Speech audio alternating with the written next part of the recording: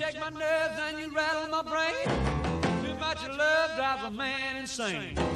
You broke my will, but what a thrill. Goodness gracious, great balls of fire. Salut à tous, j'espère que vous portez bien.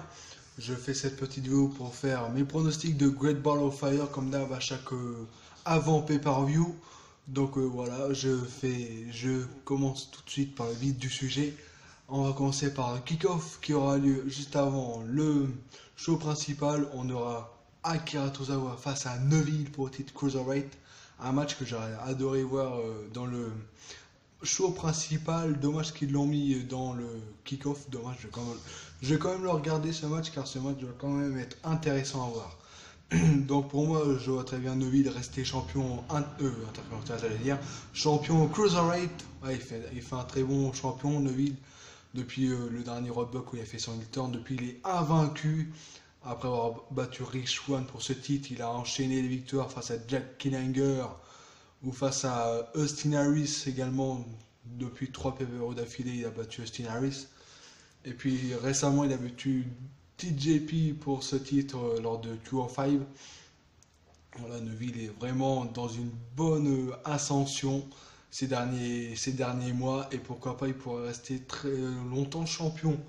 Bon, va falloir quand même faire gaffe à Akira Tozawa qui est pas mal non plus physiquement. Il a des bonnes techniques dans le ring avec ses kicks à la Nakamura.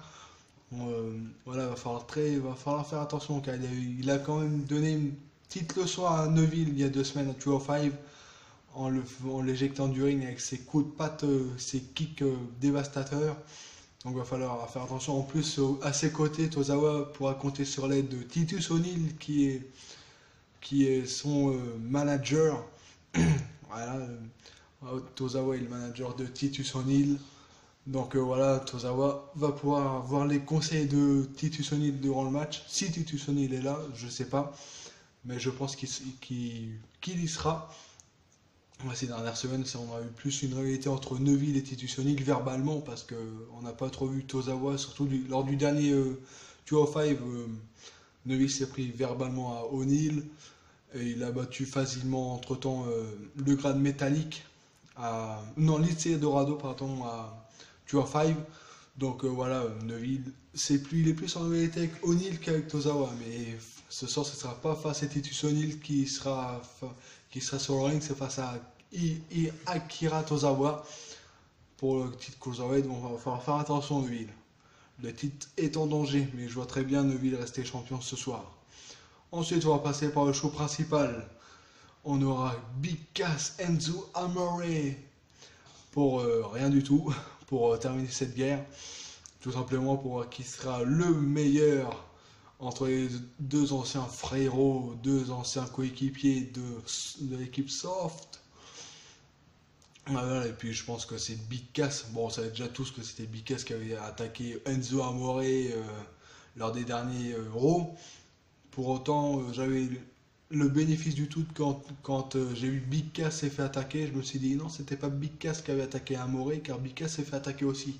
Mais après, on avait très vite compris que, après la vidéo que Corey Kane nous a montré, que Big Cass s'est fait ça tout seul. On a très vite compris que c'est Big Cass qui avait attaqué Amore pendant 2 semaines d'affilée.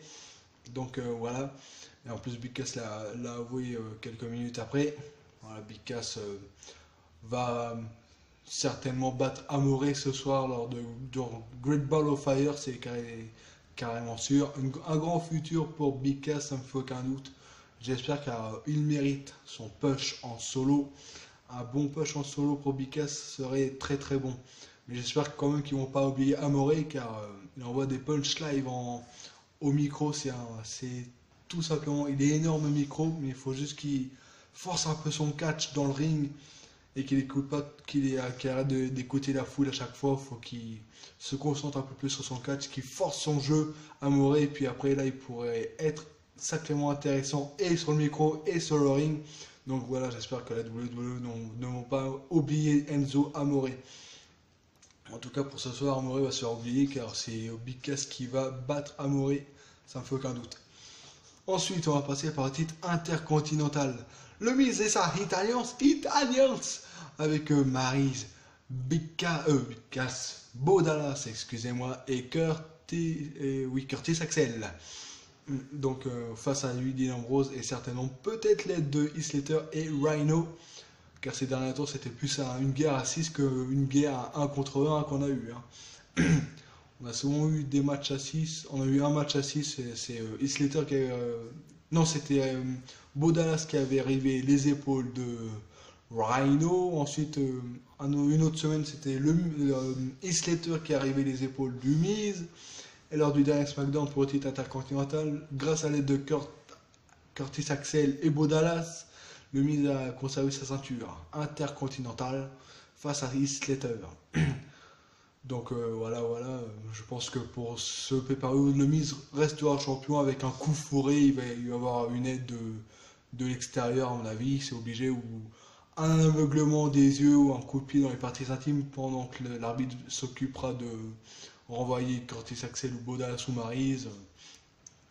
C'est du Miz dans le texte, quoi, un coup fourré pour gagner.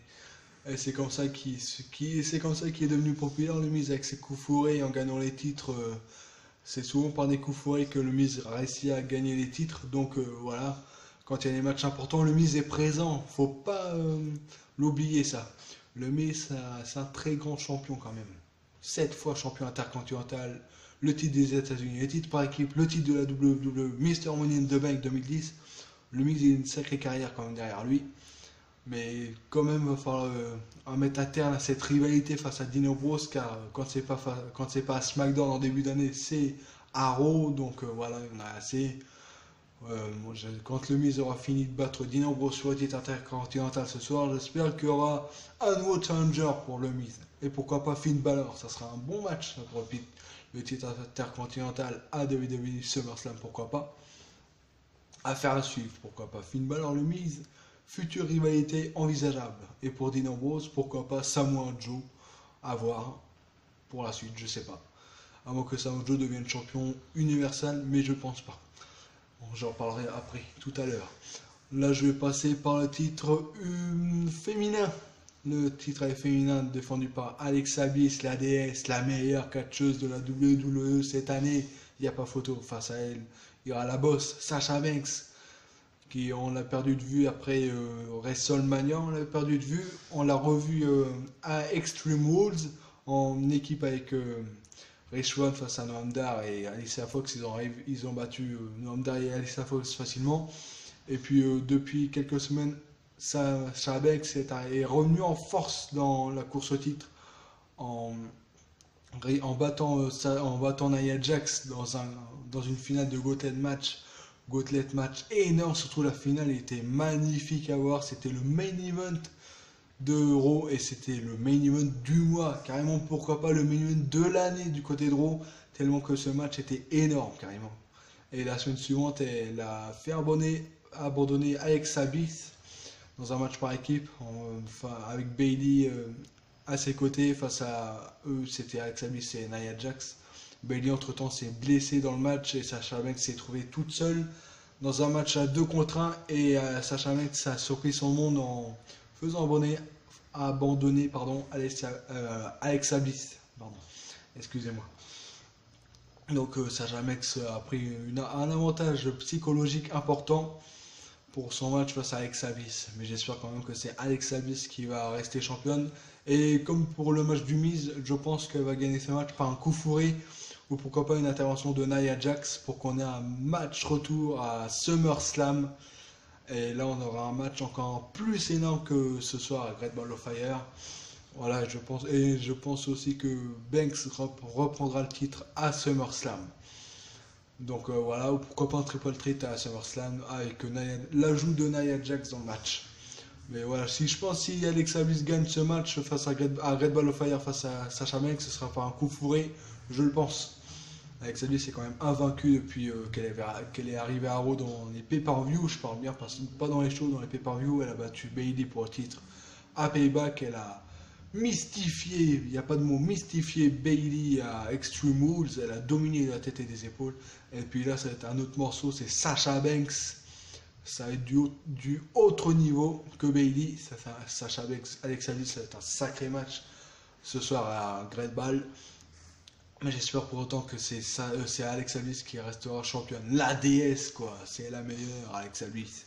Allez, je vais passer par le titre par équipe, par Iron Man match d'une demi-heure. Les Hardy Boys contre Cesaro et Sheamus. Les Cesaro et Sheamus ont récupéré les titres par équipe Extreme Rules dans un Steel Cage match. Ils les ont conservés lors d'un Raw dans un 2-3-fall match, un match dans les meilleurs des 3 tombées.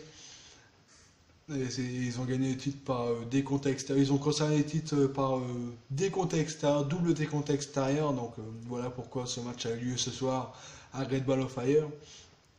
Ça va être un sacré match et en même temps c'est la première fois de l'histoire qu'il y a ce type de match par équipe, en tout cas pas en solo mais par équipe, c'est la première fois. Donc on va éclairer l'histoire ce soir comme à chaque pay-per-view de toute façon. Donc ce match, je vois très bien Cesaro et Sheamus le remporter et puis en finir avec cette rivalité avec les Hardy Boys. On n'a pas trop vu les quatre hommes se mettre en main lors des dernières semaines entre Extreme Rules et Great Ball of Fire. Ils ne se sont pas trop croisés les équipes. Ouais, c'est genre Sheamus et les Hardy Boys, ouais. Mais pour autant, ça va être un sacré match ce soir à voir quand même. Ça va être du 5 étoiles là aussi. Et Cesaro et Sheamus vont s'en sortir, je pense, avec leur expérience qu'ils ont. Jeff Hardy et Matt Hardy sont largement plus expérimentés que Cesaro et Sheamus, mais je pense qu'ils vont s'en sortir avec un vilain coup de Cesaro et Sheamus, à mon avis. Voilà, Cesaro et Sheamus sont champions et pourquoi pas donner l'opportunité à Revival ou Gallows Anderson, Titus O'Neil ou Apollo Crews ou encore Bo Dallas et Curtis Axel ou encore Heath Slater et Rhino. Voilà, pour avoir des nouveaux challengers numéro 1 pour les titres par équipe parce que cette rivalité on en a marre quoi. Ouais, Cesaro et Sheamus viennent de loin car ils étaient quand même en rivalité avant de se mettre en équipe. Grâce à Mick Foley, puis ils sont devenus champions par équipe dans la foulée, en battant le New Day, et puis entre temps ils ont perdu les titres, mais ils les ont récupérés face aux Hardy Boys à Extreme Rules dans un Steel Cage. Voilà, c'est ça, les Sheamus, ils font de bons champions par équipe, c'est une parle de bons champions ça, Cesaro et Sheamus, un ancien champion des États-Unis et un ancien champion du monde poids lourd, que dire de mieux? Voilà, Cesaro et Sheamus resteront champions ce soir. On va passer par les 3 gros matchs. Le Big Three avec Rollins, Wyatt. Bon, ces derniers temps, ils se sont pas trop mis physiquement sur la gueule. Hein. C'était plus verbalement des provocations verbales de Wyatt et de Rollins l'un envers l'autre. Voilà, comme match d'entraînement, Rollins a battu tranquillement Kurt Hawkins. En même temps, même en struggle peut battre Kurt Hawkins, donc du coup, voilà, c'était pas trop dur. Donc, Wyatt va falloir qu'il fasse gaffe à cette Rollins, car il a une pente ascendante, monsieur l'architecte, l'ancien architecte du Shield. Ce sera un match Shield contre Wyatt Family ce soir. Les 2 anciens chefs de chaque groupe vont s'affronter, mais pour autant, je vois très bien Seth Rollins battre Bray Wyatt ce soir. Même si ce match va être très très intéressant. Ouais, perso, ouais, je vois très bien Seth Rollins, même si le gagnant du match, même si c'est Bray Wyatt aussi, voilà. On sait pas trop qui pourrait gagner ce match, quoi. Mais moi, je vois très bien Seth Rollins. Et j'espère qu'il aura enfin le droit à un match pour le titre universal, car il mérite un match pour le titre universal, ce garçon. Vu l'année qu'il fait en ce moment, il est tout simplement énorme, Seth Rollins.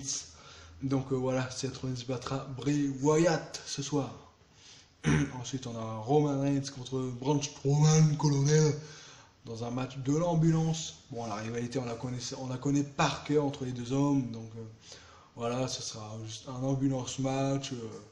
Bon, je vois très bien Roman Reigns gagner face à Braun Strowman pour ensuite demander un match pour le titre universal face à Brock Lesnar à SummerSlam et battre Brock Lesnar à SummerSlam. Voilà quoi, je le connais par cœur la suite des événements pour le titre universal. C'est connu, c'est écrit même. Voilà, la rivalité, il n'y a pas trop grand chose à dire, hein. Les deux hommes se connaissent sur le bout des doigts maintenant, depuis qu'ils sont en guerre depuis le début d'année 2017. Donc voilà, Braun Strowman, Roman Reigns, c'est un peu du gâchis de remettre encore ce match-là sur le tapis, cette rivalité sur le tapis, quoi.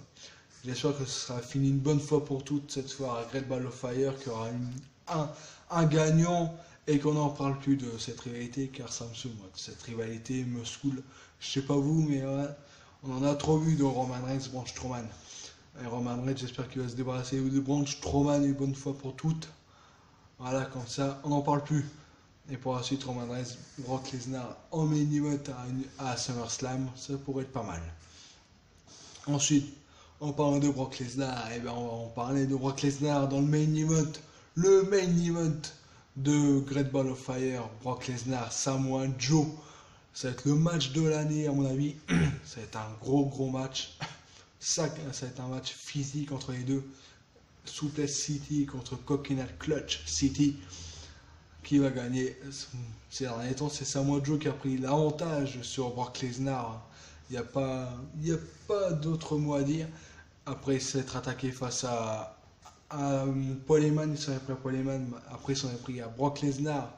Il a pris dans un Coconut Clutch. Brock Lesnar n'a pas réussi à se sortir du Coconut Clutch. Est-ce que c'est un avant-goût de Great Ball of Fire qu'on verra ce soir? Est-ce que Samoa Joe va surprendre son monde et devenir champion universal et changer tous les plans de la WWE pour SummerSlam?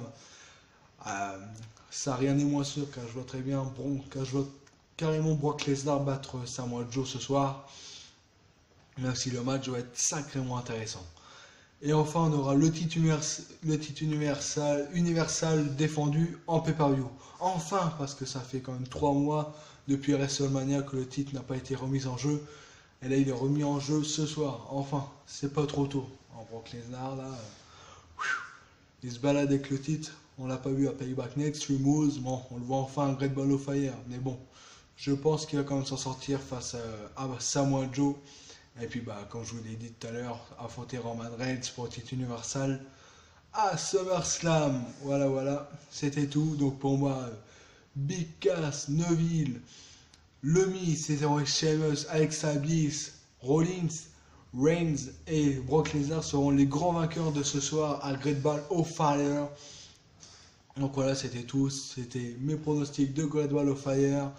Donc sur ce, je vous dis bonne fin de journée et à ce soir pour ceux qui vont regarder Great Ball of Fire. Sinon, les autres, je vous dis à plus tard, les gars. Salut!